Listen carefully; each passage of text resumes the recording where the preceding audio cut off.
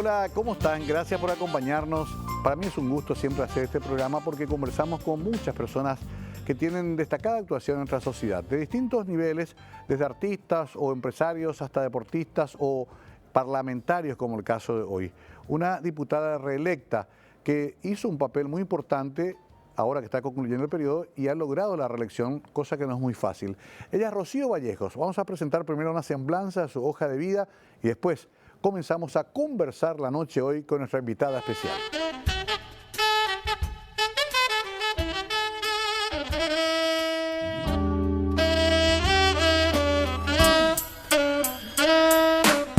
Hilda María del Rocío Vallejo Ábalos nació el 24 de junio de 1969, egresada del Colegio Cristo Rey, promoción 1987, segunda mejor egresada, abogada por la UNA, promoción 1993, medalla de oro, mejor egresada, magíster en Ciencias Penales por la UNA con calificación 5 sobresaliente, doctora por la Universidad Columbia, promoción 2020, calificación 5 sobresaliente, especialista en Ciencias Penales por el Centro de Ciencias Penales y Política Criminal, egresada de la primera promoción de la Escuela Judicial con promedio sobresaliente.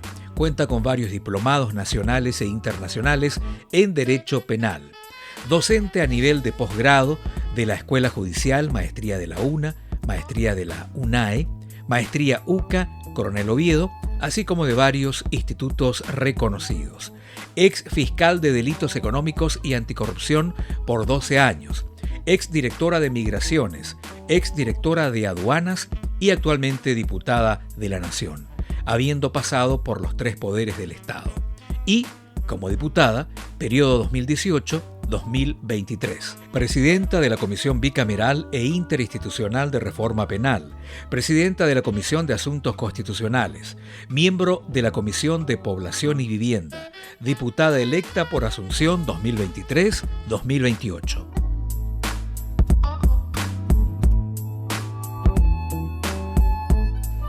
Bueno, querida diputada, gusto de saludarte. ¿Cómo estás? Hola Mario, un placer estar en tu programa. Muchísimas gracias por la invitación.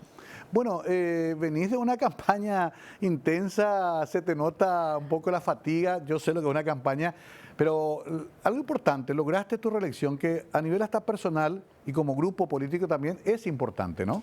Sí, así es, Mario. Es una campaña muy pesada. El desbloqueo hace que la campaña sea más pesada. Esta campaña fue totalmente diferente a la del 2018. Pero finalmente se logró el objetivo, pero si bien el Partido Patria Querida en general ha perdido 4 bancas, en mi caso he logrado la reelección entre los 6 que estábamos, quedo yo y bueno, el senador sería Orlando Penner.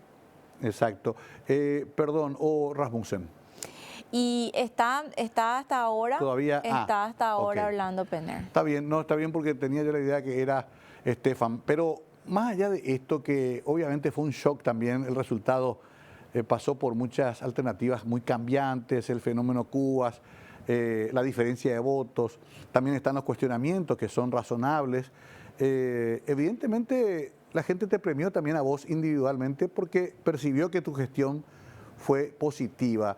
A grandes rasgos, ¿qué destacás como lo que mejor pudiste aportar en estos 5 años?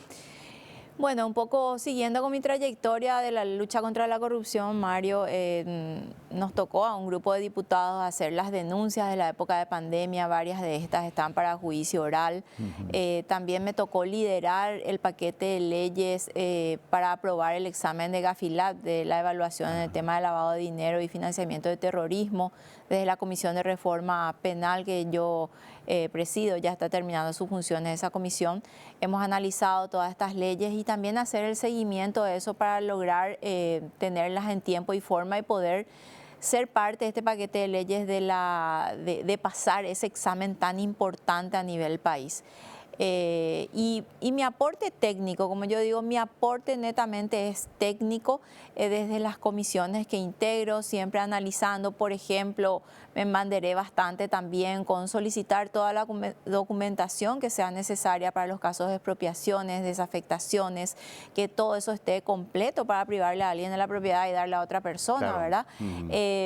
Cuestiones que muchas veces antes pasaban de fino y bueno, si no logro convencerle a mis colegas, siempre voy dejando mi voto en disidencia. Claro, ¿te ayudó mucho en eso tu experiencia previa como fiscal, en tu trabajo en el Ministerio Público de muchos años, ¿no? Sí, así mismo, el trabajo en el Ministerio Público también me ayudó mucho mi trabajo en el Poder Ejecutivo como administradora de gastos, como gerencia de área de recursos humanos, cuando uno es directora máxima autoridad de una institución, estuve en la Dirección General de Migraciones y la Dirección Nacional de Aduanas. Entonces fui sumando un poco de experiencia, aparte de que cuando estuve en la actividad privada, asesoré a entidades públicas, privadas, hice pasillo del Poder Judicial. Y esa suma de factores, Mario, en realidad fueron los que me llevaron a tomar esa decisión hace 5 años de involucrarme en la política. Que también digo, bueno, tanta experiencia en tantas áreas que puedo aportar mucho aún por mi país. Te escuché debatiendo ahora nomás sobre algunas modificaciones en los procesos abreviados, por ejemplo. Sí. Esos son temas que a vos te incumben mucho porque pasaste, estuviste del otro lado del mostrador también. Sí. Ahora, en realidad hay que corregir muchas de esas herramientas de nuestro sistema de justicia. Bueno, en el caso del procedimiento abreviado, que ya está una ley sancionada, pasa ahora al Poder Ejecutivo, tiene muchos problemas técnicos y violación de principios fundamentales del derecho procesal penal. Creo, y eso expuse en la plenaria, así como en varios medios de prensa, que esta es una puerta muy grande que se abre para todo tipo de negociaciones por no conformes a derecho, ¿verdad? Causas que tienen que llegar a juicio oral, probablemente van a quedar en abreviado sin mucho análisis. Me preocupa bastante y siempre hago esta salvedad porque no todos los operadores de justicia son buenos. Hay muchísimos fiscales buenos, hay muchísimos jueces buenos y honestos, igual que los fiscales, pero también tenemos ese segmento de nuestra justicia que está muy descompuesto, Mario, y darle una herramienta como esta donde el Ministerio Público prácticamente decide qué pena va a tener, incluso crímenes, ¿verdad? Un homicidio que tiene un marco penal de 5 a 20 años, el homicidio que no es agravado, y dice el fiscal, no, en realidad yo creo que la expectativa de pena es de 8 años, y entonces abreviado, ¿verdad? Abreviado. Claro, a ver, esto también se interpretó desde la sociedad como un intento más de blindaje de la clase política. También porque todos los hechos de corrupción pueden pasar por un abreviado, y entonces, bueno, una figura también, se dicta la prisión preventiva. En casi todos los hechos de corrupción el plazo mínimo es de 6 meses de pena privativa de libertad, entonces tienen que salir a los 6 meses. Claro. Y entonces eso se sustituye por el famoso arresto domiciliario, que en realidad lo que hace es favorecerle a los corruptos.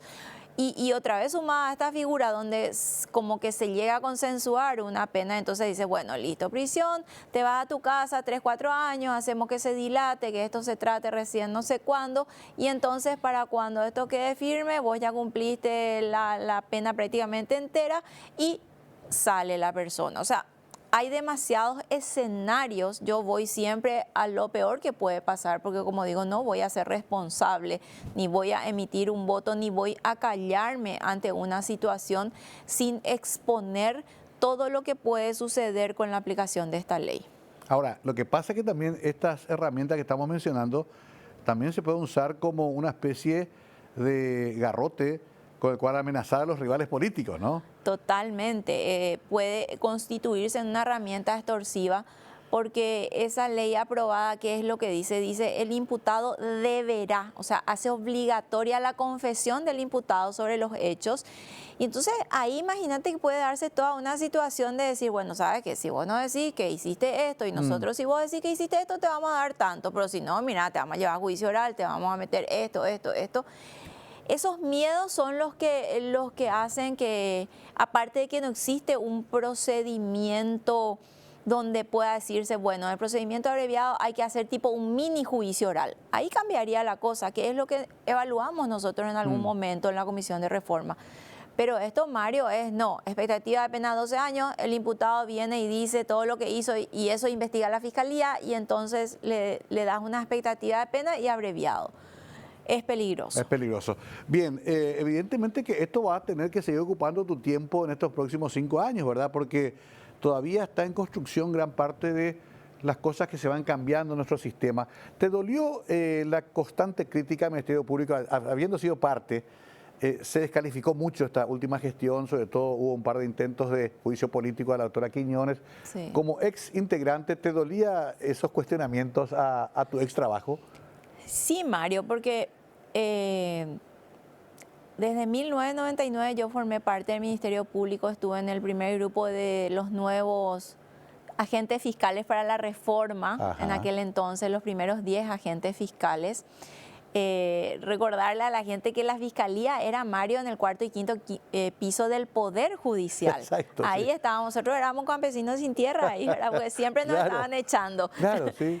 Ahí era la fiscalía. Porque venían del viejo sistema. Sí, del viejo sistema, el Ministerio Público, el fiscal general estaba en el cuarto piso y en el quinto piso estábamos los agentes fiscales. Y imagínate que de eso pequeñito, hoy lo que es el Ministerio Público con más de 400 fiscales.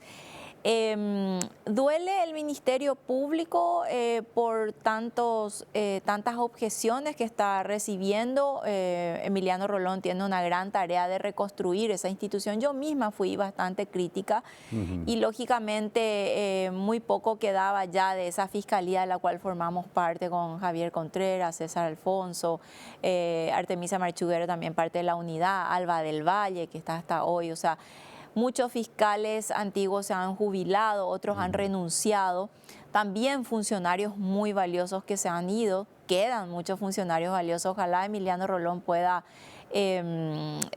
reivindicarlos y darle esa cabida a todo aquel que ama al Ministerio Público y sobre todo ese gran compromiso que se tiene con servir a la sociedad. Ahora, Rocío, convengamos que el gran problema sigue siendo la fuerte injerencia política.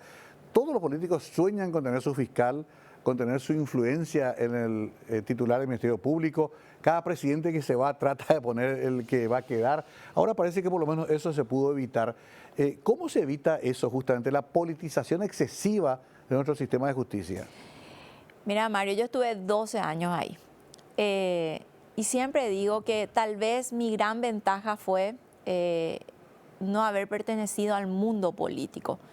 Yo estaba totalmente fuera de eso. Mi familia nunca estuvo en política. Siempre me fui a votar, claro, pero como que estaba en otra cosa. ¿Militancia no hiciste nunca? Nunca, nunca, hasta ahora a los 47 años, hace 5 o 6 años que comencé, ¿verdad? Entonces era como que no le conocía luego a nadie, ¿verdad? Claro. Como que no dimensionaba luego lo que te puede llegar a ser un político. ¿Tampoco tenías un padrino político? Tampoco, tampoco. Entonces actuaba yo de forma totalmente autónoma. Incluso creo que un fiscal general en algún momento dijo, con ella no se puede hablar porque no hay caso, ¿verdad? Yo hacía mi trabajo. Me tocó imputar y procesar y llevar adelante juicios o procesos contra personas de todos los colores, Mario.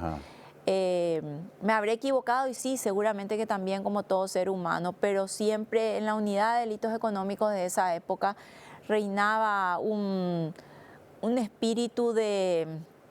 que nosotros nos sentíamos muy patriotas, ¿verdad? Que estábamos haciendo, que teníamos que mejorar nuestro país desde ese lugar. Nos sentíamos muy comprometidos. Y yo, no sé, te vuelvo a reiterar, no sé, porque tal vez mis superiores, Carlos Arregui, que fue mi fiscal adjunto, sí, los fiscales generales que fueron mis jefes, tal vez recibían las llamadas para que me presionen, pero a mí nunca me hacían llegar porque sabían cuál era la respuesta conmigo. Claro, eso te ayudó también Sí, a mantener la independencia. Sí, digamos. totalmente. Yo tengo que decir, a mí nunca, en algún momento de mi carrera, fui denunciada ante el jurado de enjuiciamiento porque le había procesado al yerno de un ministro de corte en ejercicio cuando eso. Y en ese momento hice como un clic, porque ya me estaban por echar porque cómo iba a hacer yo esas cosas. Y dije, bueno, acá tengo que tomar un camino. Si me echan por haber hecho mi trabajo, bueno, me considero una persona capaz y voy a hacer lo que sea. Y si no, ¿cómo sigo? Porque te entra Claro, pues el temor. Y dije, y voy a seguir igual, porque si me meten el miedo, ya no tengo nada que hacer acá. Y seguí en el mismo camino, Mario. Luego, finalmente, renuncié ya hace 12 años, en el 2011, porque la corrupción había entrado a la unidad de delitos económicos. Ajá. Y en un caso muy emblemático, bueno, fue el que me llevó a tomar la decisión si mis propios colegas a mí me dejan en una situación de fuera de lo que veníamos hablando en la unidad, yo no tengo más nada que hacer en el Ministerio Público, dice. Yo ya estaba para que me confirme para mi inamovilidad. Ah, claro. Renuncié a todo eso con mucho dolor. Yo amo profundamente el Ministerio Público. Me presenté también para Fiscal General del Estado cuando fue electa Sandra Quiñones. No quedé ni en terna, estando entre las 10 mejores puntuadas. Pero bueno, son las cosas de la vida.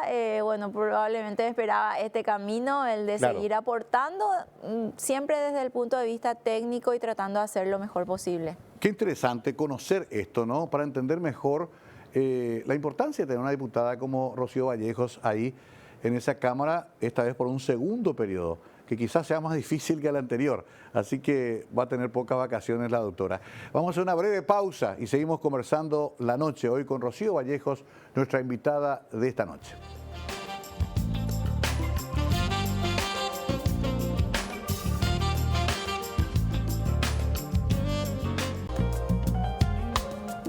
La diputada Rocío Vallejos con nosotros. No te pregunté, Rocío, ¿tenés hijos? Tengo 2 hijas, Ya. una de 28 y otra de 24, abogada y veterinaria. Qué barro, qué rápido todo. Sí. ¿En qué momento crecieron tan Y rápido? crecimos todos, Mario. ¿Abuela todavía no sos? No, todavía. Bueno, ahí te gano porque yo tengo 6 nietos. Sí. Pero yo soy una generación, Cristo Rey somos nosotros. Sí. Con mucho orgullo jesuitas. Nos llevamos 11 años porque Claro. desde la promoción de mi hermano, que sos vos, Claro. yo llevo 11 años con Al él. querido Víctor Raúl Vallejos. Sí. ¿Usted manda apellido segundo? Papá era Vallejo Uteman. Ah, tu papá era Vallejo. Papá era. Ah, ya. Sí. Vallejo Ábalos somos nosotros. Ustedes son, ahí me acordaba yo, de ahí viene que son todos con ojos claritos los Vallejos. Sí. Por el lado Uteman me parece sospecho. Sí. Bueno, pero qué historia esta que me estabas contando, me quedé pensando, porque es mucho por lo que pasaste, y ahora tenés la oportunidad del otro lado del mostrador de generar los consensos, de negociar en el mejor sentido de la palabra políticamente para hacer los cambios. Aún así, la oposición siempre tiene el problema de que no tiene mayoría propia, ¿no? No, estamos peor que vamos a estar peor. Que hace 5 años. Peor en el sentido de que somos menos. Sí. Este periodo que está culminando, en la Cámara de Diputados tenemos 43 colorados, 29 liberales y 8 del tercer espacio. Para el periodo que se viene, que se inicia el 30 de junio, yo soy la única que quedé del tercer espacio que se va, ¿verdad? Y tenemos 49 colorados. Entonces nos redujimos a 31 en la oposición. Vamos a ver cómo se va moviendo esa oposición también, porque lo que vimos en este periodo también es que parte de la oposición votaba con los colorados en las cuestiones que hacían un poco a lo que yo siempre critico, esos pactos azulgranas de impunidad.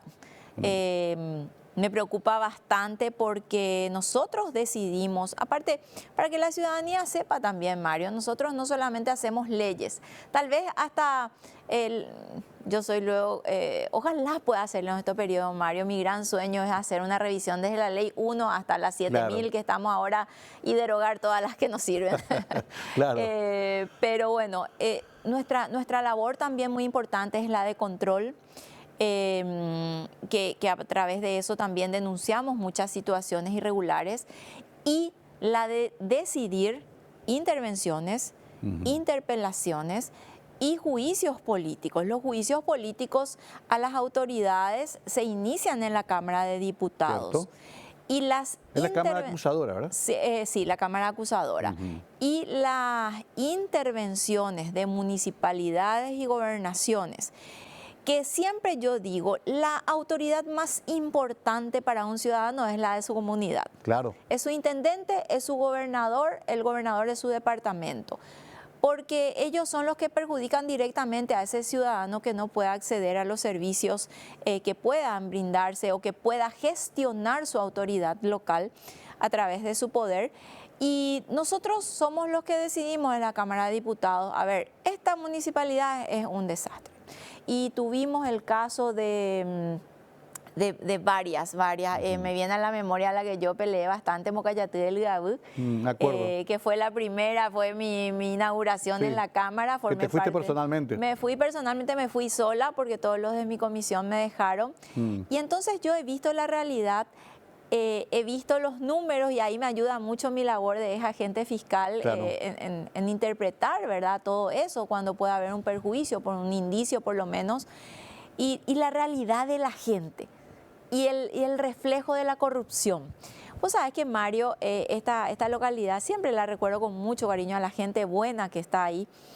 Para llegar ahí tenés que pasar por Santa Elena, cordillera. ¿Cierto? Y vos pasás por Santa Elena y todo es tan ordenado, tan limpio, tan pulcro que vos decís, pucha, qué hermosa ciudad. Y tengo acá en la memoria, pasamos a Mbocayatú y lo primero que ves es la parada de ómnibus toda derrumbrada, caída, unas palmeras Claro. plantadas todas secas. Llegué a la municipalidad, la pared caída, las luces apagadas, nadie estaba. Y bueno, finalmente defendí en la plenaria ese caso para que sea intervenido y no logramos los votos, Mario. ¿Qué sucedió años después? Creo que fue el año pasado, bueno, esto de la pandemia, los años un poco Sí. en esa época que aparecían las facturas falsas y que la SED denunciaba, la municipalidad con más facturas falsas por un monto de casi 5.000 millones era esa municipalidad. Era esa misma. Esa misma. O Entonces, sea que ahí vos está decís, la relación entre ese deterioro y ese tipo de situaciones.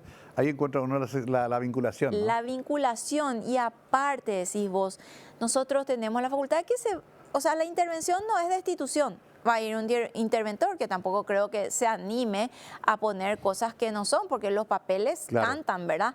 Y ni siquiera eso se permitía. Se hizo eso con muchísimas municipalidades que la gente viene y te pide y te llora y te envía los videos y te envía la situación, y uno se siente tan impotente cuando al momento de alzar la mano, entonces se miran entre todos y dicen, bueno, listo, no, por la no intervención. O sea, termina siendo un pacto político. Un pacto político de impunidad. Claro. La gente tiene esa percepción, por eso hay tanto hartazgo también, Sí. tanta fatiga de la población con respecto al prestigio de las cámaras, ¿verdad? Sí. Hay un cuestionamiento, vos lo sentiste seguro Sí, también. claro, totalmente, Mario, y con toda razón. Y eso se vio de alguna manera en este fenómeno del candidato Cubas, ¿verdad? Donde tuvo casi 700.000 votos, metió 5 senadores, creo que 4 diputados, o sea, 9 legisladores de una, ¿verdad? Sí, y siempre reflejando ese voto bronca, digamos, ese voto castigo Sí. al sistema. Sí, así mismo. Ahora, también todavía está por verse si eso finalmente es una forma de modificar la política o empeorarla, no sabemos. Vamos a darle el beneficio de la duda, ¿no? Es así, esto vamos a verlo en el transcurso de las sesiones a partir del mes de julio, con la conformación del nuevo Congreso, un poco cómo se van moviendo estos nuevos representantes, ¿verdad? Yo no quiero decir que no tengo esperanza, pero de los 80 diputados que somos hoy, solamente quedamos 22. O sea, de hecho que como la mitad luego ya no volvía porque o se presentaron para senadores o para Claro. gobernadores o salían ya de la vida Sí. política. Como la mitad, como 40 nos volvimos a presentar, pero solamente quedamos reelectos 22. 22. Y en cuanto a la diferencia con la bancada colorada, no hay mayoría propia de ustedes. No. Para Ellos nada. son 49, hacen quórum solos, deciden solos. Quórum inclusive. Sí. Pero, siempre hay un pero en la política, ya hay rumores de que tendrán 2 bancadas. Sí, así Ese es. también es un juego peligroso. Sí, ellos, de hecho, en todo este periodo hubo 2 bancadas bastante enfrentadas a veces, Sí. con mucha, o sea, el sector cartista era oposición al gobierno, Claro. a su gobierno, ¿verdad? Cuando era conveniente, y cuando a ellos les era conveniente estaban todos unidos. juntos, claro. La famosa cicatriz. Parece que la cicatriz se descosió y ya hablan de 2 bancadas de vuelta. Igual son muchos. Claro. Igual son muchos, yo creo que van a tratar de sumar para poder lograr esa mayoría, o si no seríamos como 3, ¿verdad? Si nosotros todos los de la oposición estamos juntos, Mario, en realidad podríamos soñar con la presidencia de la Cámara de la oposición neta, sin la necesidad de los colorados. Si los colorados están divididos, solos tampoco llegan. Entonces ahí es un poco donde entran otra vez estos juegos de quién se une de la oposición a los colorados, porque Claro. entonces como ya los perdemos de la oposición. Claro, qué curioso y qué habilidad se necesita para negociar en el mejor sentido de la palabra, porque política Sí, claro. también es negociación, ¿verdad? Claro, de hecho. Van a tener que hablar mucho, Sí. pero sin arriar las banderas básicas por lo cual uno fue elegido, ¿no?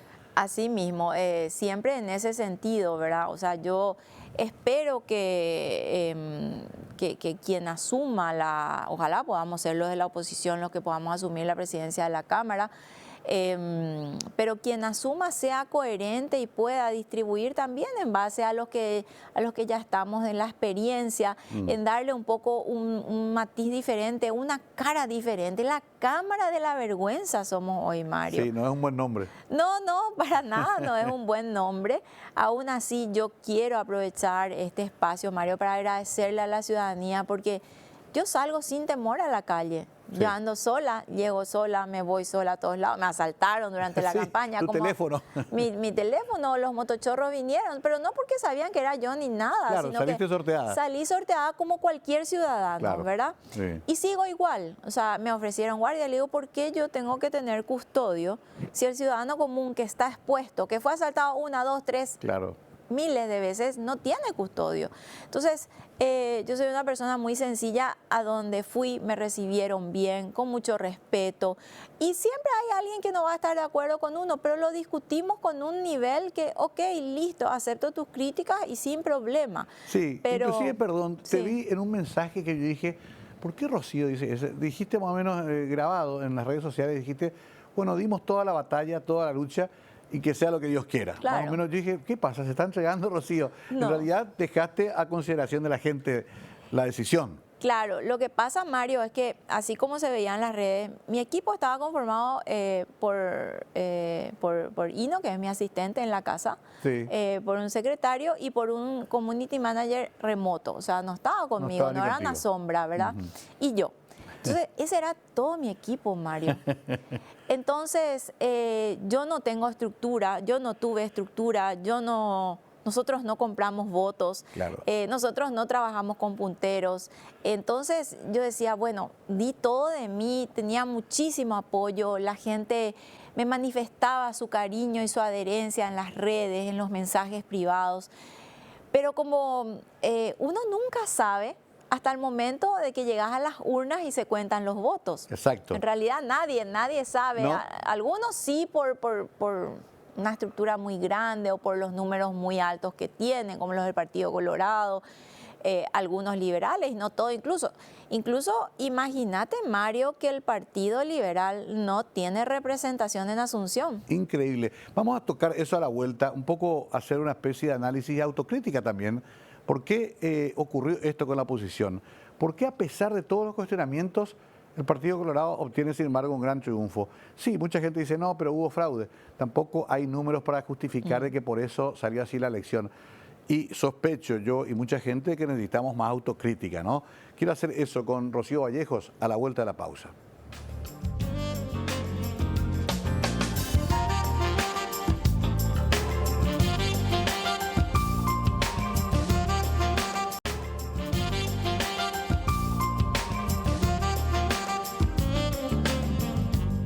Rocío Vallejo con nosotros, conocida por sus actividades en la función pública, tanto el Ministerio Público como el Poder Ejecutivo, pero sobre todo como parlamentaria, con una exitosa gestión que le permite ser reelecta en un escenario difícil, escenario que quedó establecido así por la decisión de la gente, Rocío. Convengamos que parecía una buena idea la concertación. Ahora con el diario del lunes todos decimos no era el camino, pero fue un intento. Con una chapa que se intentó también demostrarla más diversa, con una mujer de vicepresidenta como Sole, interesante, joven, bien formada técnicamente, y con un candidato que tenía el peso de haber ya caído derrotado 2 veces. Ahora hay que reconstruir todo y hacer la autocrítica. Desde tu espacio, ¿qué dicen?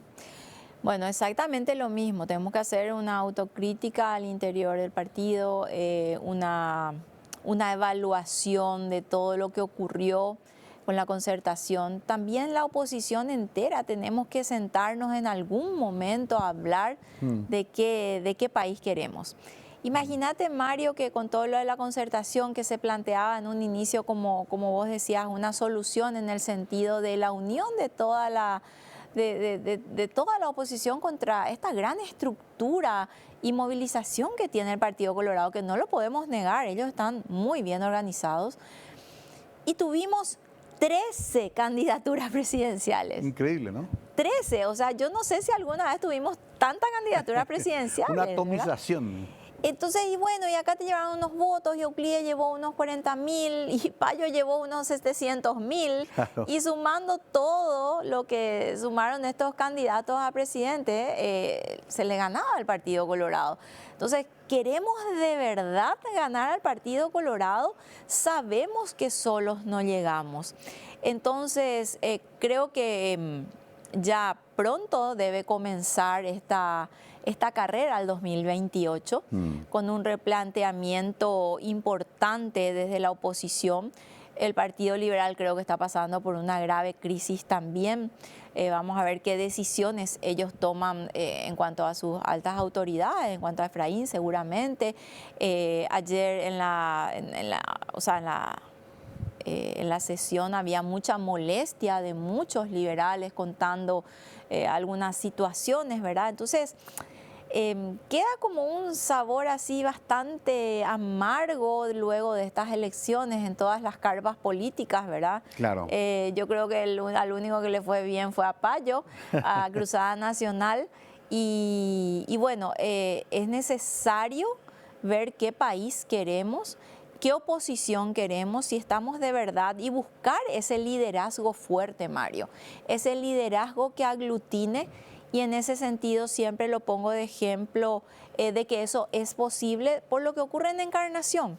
Claro. Con Luis Id en Encarnación, en las últimas municipales, él logró articular que toda la oposición se una, que él sea el único candidato de oposición contra el Partido Colorado. Y ahora Itapúa también es una isla casi que gana, aparte de central, la oposición. Exactamente. Entonces, ahí hay un trabajo político. Sí, y hay un trabajo político muy fuerte, donde creo que uno de los grandes articuladores es Luis Id.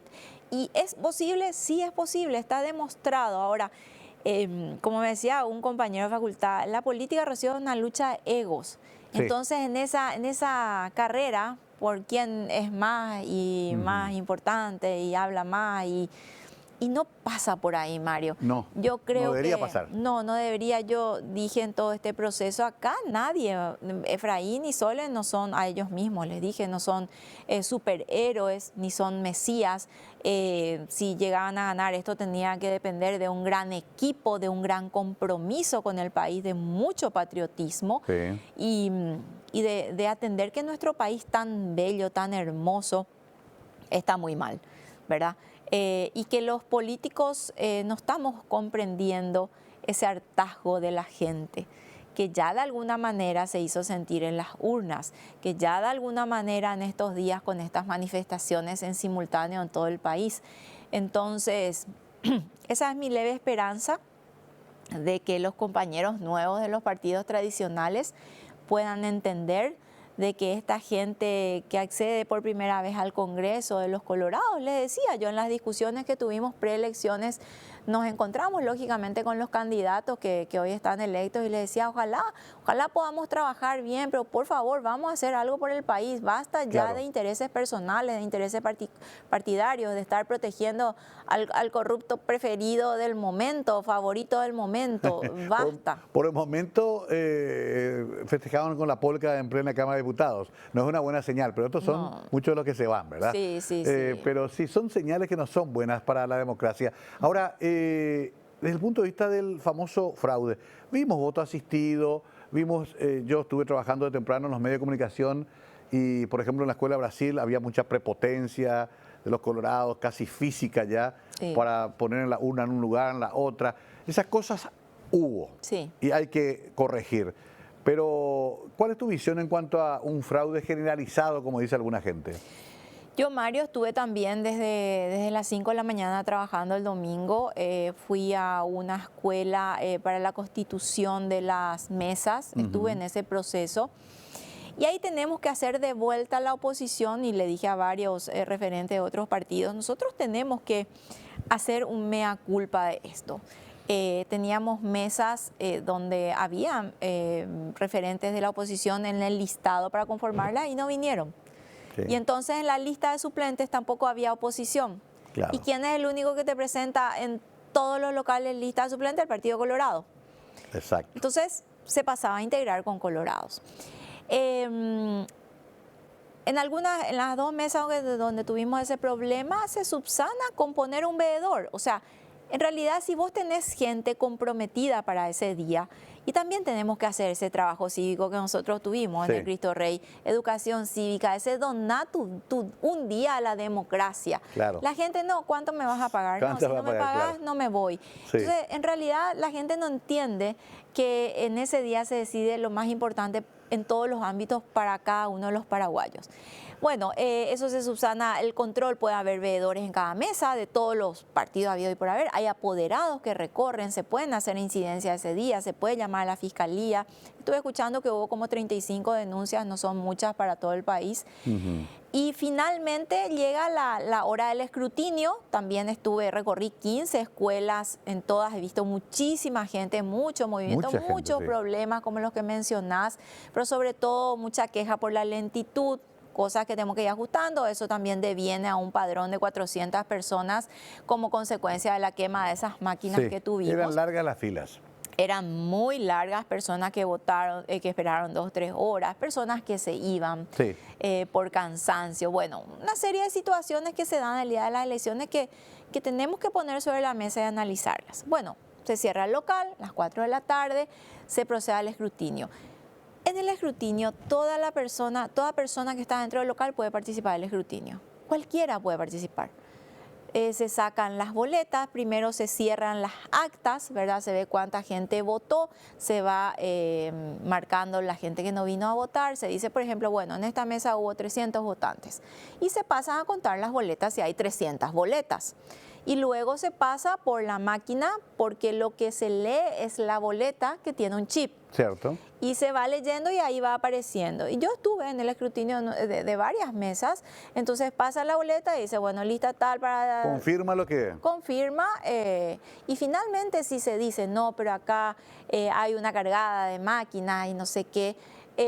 En realidad eso todo es verificable, que también yo ya estuve pensando, bueno, si seguimos con las máquinas electrónicas se puede dar tipo una planilla y uno manualmente por lo que va viendo va marcando y luego chequea si esto que chequeaste manualmente con lo visual coincide con el acta finalmente que sale de escrutinio. Porque ahí viene, bueno, que hubo una manipulación y todo lo demás. Aclararle también a la gente que la información no queda en la máquina. Incluso hay locales donde había tanta gente, Mario, que se habilitó la máquina de contingencia para acelerar. Entonces vos te acreditabas en tu mesa y esta ya estaba libre, te ibas a votar ahí y depositado otra vez en tu mesa, pero se leía probablemente en la otra máquina todo. Para demostrar que la información no queda en la máquina, está en el chip. En el chip. Bueno. Y en la papeleta impresa. Exactamente. Entonces vos después tenés el escrutinio. Participé en todo ese proceso y participé desde el lunes, desde las 2:30 de la tarde, en el proceso de juzgamiento, que es el que continúa en varios departamentos, ya terminó ese juzgamiento. Es cierto que no hay denuncias concretas, hay muy pocas. Así mismo, yo estuve el lunes de tarde, de 2:30 hasta las 5:30, antes de que comience el problema, me fui porque hacía demasiado frío en la sala. Ese día en la sala donde yo estuve hubo una incidencia justamente de la senadora electa Yolanda Paredes, que era con relación a una boleta de diputado donde le faltaba una firma. ¿Qué se analiza ahí? Se analiza el sobre 2. Entonces ahí hay la candidatura de presidentes, diputados y senadores para Asunción. Y si hay algún problema se trae el sobre 3. Hasta ahí puede el juez o la jueza que está en ese momento. Si hay un problema que no puede subsanarse, eso ya pasa al Tribunal Superior de Justicia Electoral, donde está el sobre 1. Ahí se va a abrir. Porque lo que algunos llaman cuarto sobre también. No. El cuarto sobre es otro sobre. Otro sobre. Y hay un quinto y hay un sexto. El cuarto sobre es donde se guardaron todas las boletas de votación. El quinto sobre es donde se guardan las actas. Y así hay varios sobres. Pero los que se abren donde están los resultados son 3. ¿Verdad? Ese sobre 1 va a ser abierto por el Tribunal Superior de Justicia Electoral. Otra vez un cómputo provisorio. Entiendo. Ese día hubo esa sola incidencia que en realidad se solucionó el problema con el sobre 3 y la señora dijo, yo quiero presentar mi incidencia. Y la jueza le dijo, usted está en todo su derecho, presente la señora. Fue lo único que ocurrió. Estuve el martes desde las 8:30 hasta las 5:30 de la tarde y no hubo una sola incidencia en mi sala, ni una. Entonces, más mediático, más redes sociales que en hechos concretos. En hechos concretos, en lo que a mí me toca y en lo que a mí me tocó vivir, no hubo mayores inconvenientes. Es más, estaban los representantes de Cruzada Nacional. Y bueno, ese es el momento, porque si vos tenés una acta de escrutinio o una boleta donde diga, bueno, listo, Rocío tuvo 10 votos y acá me está apareciendo en pantalla 0, ahí es donde vos decís, esto no coincide. Claro. Este es el momento, te digo, porque sigue el juzgamiento. Para hacer la denuncia. Así es. Bien, vamos a una pausa. Nos queda un bloque más para hablar con Rocío. Muy importante esta experiencia que ella también vivió, no solamente como candidata, sino también como contralora de los votos que se emitieron en nuestra capital en este caso. Pero tenemos unas preguntas más para la parte final con nuestra invitada de hoy. Le agradecemos que esté con nosotros hoy después de una campaña tan intensa. Enseguida volvemos con la última parte de Conversando la Noche con Rocío Vallejos.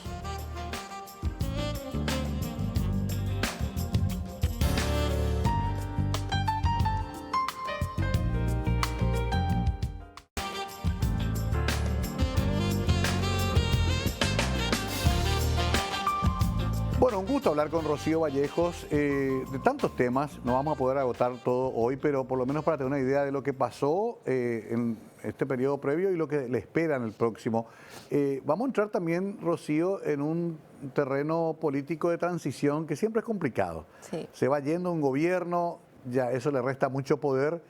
Llega el gobierno nuevo que además tiene algunas cuestiones pendientes entre el equipo de Honor Colorado y de Fuerza Republicana. Y también en el medio algo que quedó ahí boyando, que es las famosas designaciones al vicepresidente de la República todavía en ejercicio y al presidente del partido. Todo eso va a formar parte de esta transición también, ¿no? Sí, va a formar parte de esta transición. Este es un periodo muerto, es un año muy difícil para la economía, para la función pública, para el funcionamiento de las instituciones. A mí me tocó cuando en el 2013, porque yo estuve durante el gobierno del presidente Franco, entonces me tocó las elecciones de 2013 y nosotros salimos en agosto. Y es un periodo así bastante largo. Claro. Porque todo para. De hecho pero todo después del 15 de agosto vamos a hablar. Todo después del 15 de agosto. De hecho que uno como administrador público mismo, yo como directora de aduana me decía, bueno, tenemos que llamar a esta licitación. No, ya para el próximo director. Claro. Si no es algo de vida o muerte para la institución, acá ya no se compra nada, ¿verdad? Claro. ¿Para qué vamos a comprar si no es necesario? Y ya que tome la decisión el que viene. Claro. Y otra vez es en agosto la asunción de las autoridades. Y mientras que te sentás, formás tu gabinete, te interiorizás en la institución, pasa el tiempo y los procesos de compra son procesos bastante largos. Se tienen que hacer los pliegos, se tiene que hacer el llamado, lleva su tiempo y ya estás a fin de año, Mario. Claro, entonces casi se perdió el año. Casi se perdió el año, ojalá que las autoridades, tanto salientes como entrantes, puedan ponerse de acuerdo en aquellas cuestiones tan trascendentales para el ámbito de la salud, que ya no tengamos que estar mendigando que se compren medicamentos, que se prevea con tiempo. Yo a veces nomás me pongo a pensar, como cualquiera, porque el Estado es como nosotros somos nuestra economía. A ver, ¿cuánto tenemos de dinero? ¿En qué tenemos que invertir? Bueno, debemos comprar leche, pan, pagar luz, agua, teléfono y bueno, así es el Estado también. ¿Para qué tenemos? Y bueno, ¿y qué es prioridad? Y la prioridad de salud no tiene que faltar.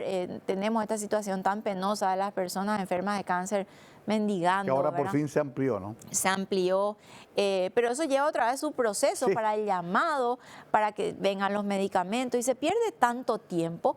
Y acá, cuando estaba el ministro Mazzoleni, habíamos conversado de esa posibilidad que daba la ley en ese entonces de los famosos 1.600 millones de dólares de hacer las compras directas de los proveedores extranjeros, el Estado, ya sin intermediarios. O sea, esa es una situación que hay que ver en estos medicamentos tan costosos, Mario. Si no se puede hacer una excepción. Si no se puede hacer, sí, está la posibilidad. Eso se puede hacer y ver los precios y también el sector privado, que al que no se le paga, ¿verdad? También tenemos deudas multimillonarias en el sistema de salud de años, ¿verdad? O sea, eso tiene que existir una voluntad de arreglar esa situación. Uno de los grandes problemas con el que se va a encontrar el nuevo gobierno, así como el tema de las cajas jubilatorias, ojalá tengamos en algún momento un patriota que tome el tema de las tierras, la titulación de las tierras, la solución de toda esta superposición que existe. Hay mucho trabajo. Bien, me dejaste ya el temario para la próxima entrevista, porque ahí hay trabajo para todo este periodo realmente. Sí, hay mucho. Son algunos apenas los temas prioritarios para la transición y para el comienzo del nuevo periodo como legisladores, ustedes también. Rocío, quiero agradecerte. Creo que tenés mucho para dar todavía a tu país.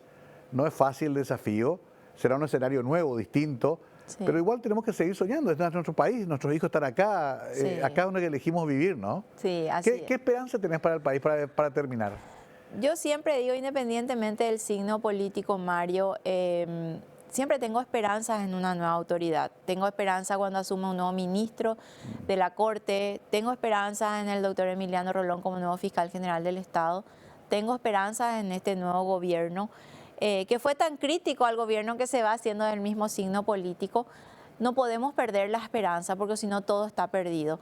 Si le va bien al gobierno, nos va bien a todos. Siempre va desde el poder legislativo, yo voy a hacer un trabajo técnico, voy a acompañar lo que corresponde y me voy a oponer a lo que no corresponde. Entonces, juntos tenemos que construir ese país que queremos, el sector público, el sector privado, y ojalá que los nuevos congresistas podamos entender todos ese gran compromiso que tenemos con esa ciudadanía que salió a votar el 30 de abril y nos eligió. Gracias, querida Rocío Vallejos, un saludo, un abrazo a tu familia. Mucha fuerza para este quinquenio y seguiremos hablando, no será la última vez. Gracias. Rocío Vallejos, diputada, mucha gente la eligió, confió en ella, por eso tuvo los votos necesarios, ahora ya tendrá que honrar esos votos con su labor parlamentaria. Es el lugar que le toca en la sociedad. Y a nosotros seguir también controlando, participando, ejerciendo derechos de ciudadanos. Por eso estamos acá, conversando la noche, todas las noches con protagonistas de la actividad de nuestro país. Gracias por acompañarnos. Será hasta mañana o hasta muy pronto, aquí siempre en Mega TV. Buenas noches.